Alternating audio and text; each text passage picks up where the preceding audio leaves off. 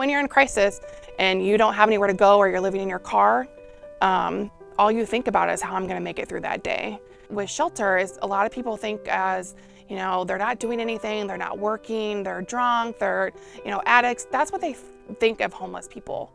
But these are families with children that literally have nowhere to go. They are working, they are trying, they're trying their best to be able to get out of this situation, and they can't do it because they can't afford their housing. We have currently right now almost 50 families in shelter, and that's just the families. So you're looking over 100 and some people that are in shelter right now. And we have about 30 to 40 more families that are waiting to come into shelter that will be hopefully getting in this week and next week.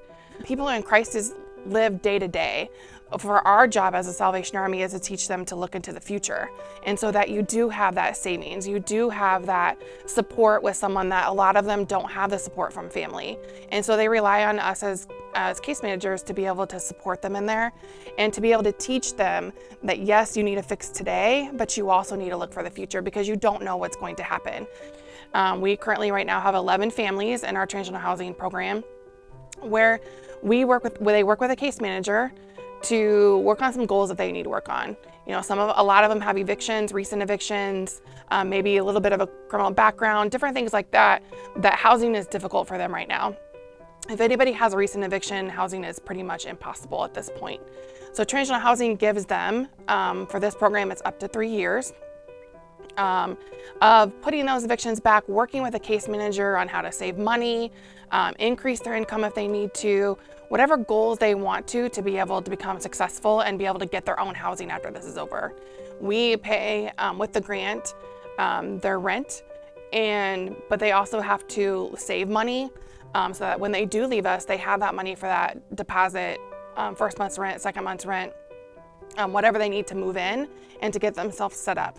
So the extra things that we give them is to basically set them up for their housing, whether they're going into our housing program or into their own home. We want them to be able to have those basic needs that they need because a lot of people are coming from shelter, so they only have some clothes or a couple things. So buying the towels, buying the dishes, buying microwaves, getting food, those things cost extra money that they don't have. And so we like to set them up with those basic things that they have so they can focus on saving the money,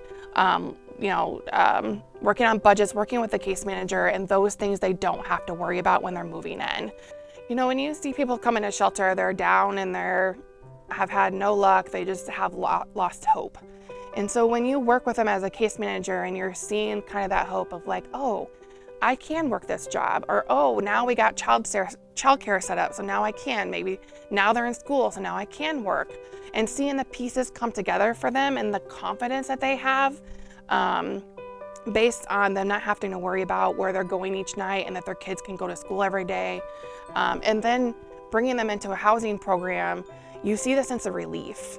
You see the sense of happiness. You see that they've accomplished goals. It may not be big goals that people think, but the little goals of just getting my kids signed up for childcare, taking them to school, getting them to school, different things like that they weren't doing, or to save money.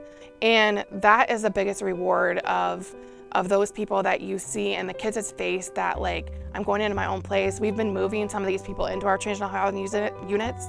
And the look on their faces when they go in and the kids' faces of having a bed instead of sleeping in their car, that they actually have a bed that they now have bedding for because we provided it for them. And they have a place that's warm and they can call their home. And they don't have to say, I'm living in my car, I'm living in my house. It's their house.